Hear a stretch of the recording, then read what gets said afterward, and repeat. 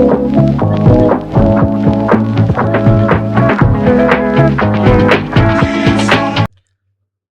Everyone, చదువుకోండి first. ఈ YouTube ఛానల్కి స్వాగతం. ఈరోజు మనం ఆంధ్రప్రదేశ్ గవర్నమెంట్ మీకు అందరికీ తెలుసు 10,000 ఉద్యోగాలు జాబ్ కాలం ద్వారా రిలీజ్ చేస్తానని చెప్తుంది. ఎలా ప్రిపేర్ అవ్వాలనే స్ట్రాటజీని మనం డిస్కస్ చేసుకోబోతున్నాం. సో ముందు అసలు ఫస్ట్ సిలబస్ తెలియాలి. సో ఆంధ్రప్రదేశ్ ఏపీపీఎస్సీ సిలబస్ ఏమి ఇస్తాడనేది ఒకసారి, అలాగే ప్రీవియస్ క్వశ్చన్స్ ఒకసారి స్టడీ చేయాలి.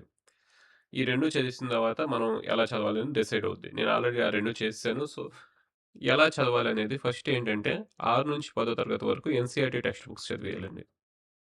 ఎందుకు SCERT text book, state boards. SCERT text book చదవాలి. అలాగే 11, 12 తరగతులు ఎన్‌సీఈఆర్‌టీ టెక్స్ట్ బుక్‌లు చదవాలి. ఎందుకు ఇలా చదవాలి అంటే, మనకి ఈ పర్టిక్యులర్ ఏపీపీఎస్సీ ఎగ్జామ్‌లో స్టేట్ రిలేటెడ్‌గా అడుగుతున్నాడు. ఉదాహరణకి ఇండియన్ నేషనల్ మూవ్‌మెంట్ ఉందనుకోండి.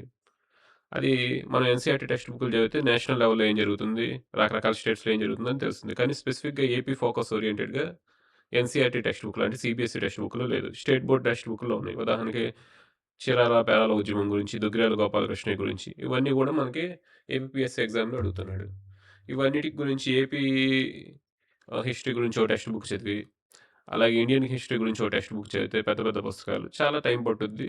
ఇన్‌ఫాక్ట్ కరెంట్ ఓరియెంటెడ్ ఫోకస్‌గా మనకి ఏపీపీఎస్సీ ఎగ్జామ్‌లో ఎక్కువ అడుగుతున్నాడు. సో అలాగే మనం నోట్స్ ప్రిపేర్ చేసుకోవాలి. 6 నుంచి 10వ తరగతి వరకు ఎస్‌సీఈఆర్‌టీ స్టేట్ బోర్డ్ బుక్స్ చదివి నోట్స్ ప్రిపేర్ చేసుకోవాలి. నోట్స్ ప్రిపేర్ చేసిన తర్వాత ప్రీవియస్ క్వెషన్స్ ఎలా అడుగుతున్నాడు ఏంటనేది చూడాలి.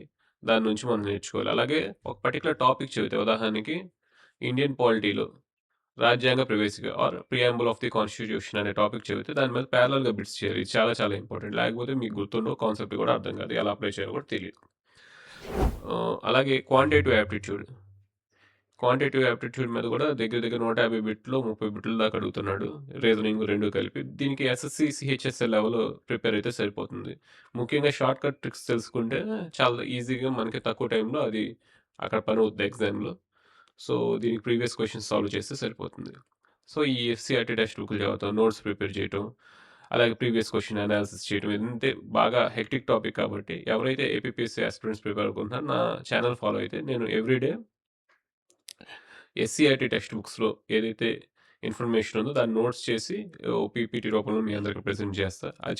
అది వీడియో చూడటం వల్ల మీకు ఆబ్వియస్లీ ఆ సిలబస్ అంతా కవర్ అయిపోతుంది. సో ఎవరైతే ఏపీపీఎస్సీకి ప్రిపేర్ అవుతున్న మీ ఫ్రెండ్స్ జాబ్ క్యాలెండర్ పడిందని అనుకుంటున్నారో, సో ఇది బెస్ట్ ఛానల్. మీరు వాళ్ళకి ఈ ఛానల్ని గురించి చెప్పి లైక్, షేర్ అండ్ సబ్స్క్రైబ్ చేయండి. So thank you to everyone.